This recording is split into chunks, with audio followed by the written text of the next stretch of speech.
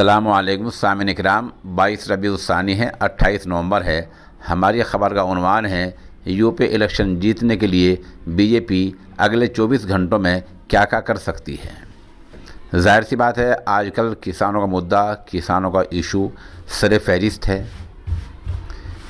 BJP चाह रही है कि कल पीर के दिन जो पार्लियामेंट का इजलास शुरू होगा, पार्लिमानी इजलास से पहले पहले किसानों के धरने को हटा दिया जाए, ख़त्म कर दिया जाए या मुकम्मल हल्का कर दिया जाए।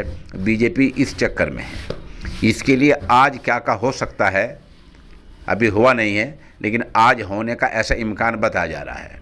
आज 2-3 बड़े काम हो सकते हैं। नंबर 1, पहला काम ये हो सकता है कि मुल्क के वज़ीर आज़म जनाब नरेंद्र मोदी आज 11 बजे रेडियो पर मन की बात के ज़रिए कौम को खिताब करेंगे, मन की बात करेंगे। उस मन की बात में जहां कोरोना की बात होगी, वहीं एमएसपी पर बात हो सकती है।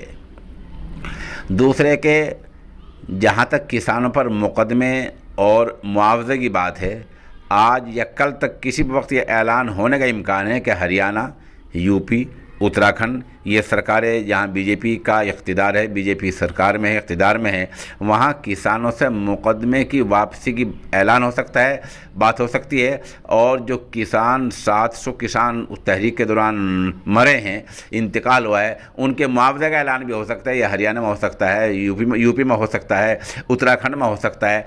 ऐसे इम्कानात चल रहे हैं। एमएसपी पर वज़ीर आज़म बात कर सकते हैं और मुकदमे पर और मुआवजे पर राज्य सूबाई सरकारें बात कर सकती हैं। बहरहाल अगले 24 घंटे बहुत ही अहम है, क्योंकि कल पीर के दिन पार्लिमानी इजलास शुरू होने वाला है और उस इजलास में वो जो कृषि बिल थे, तीनों ज़रूरी कवानीन, उनको वापस लेने पर उनको मोहर लगनी है। उससे पहले पहले बीजेपी सरकार ये चाहती है कि ऐसा और ऐसा हो जाए, क्योंकि अगले 2022 में चंद महीने रह गए हैं। उनमें यूपी में 2022 के असम्बली इंतखाबात जीतने के लिए बीजेपी कुछ भी करने के लिए तैयार है।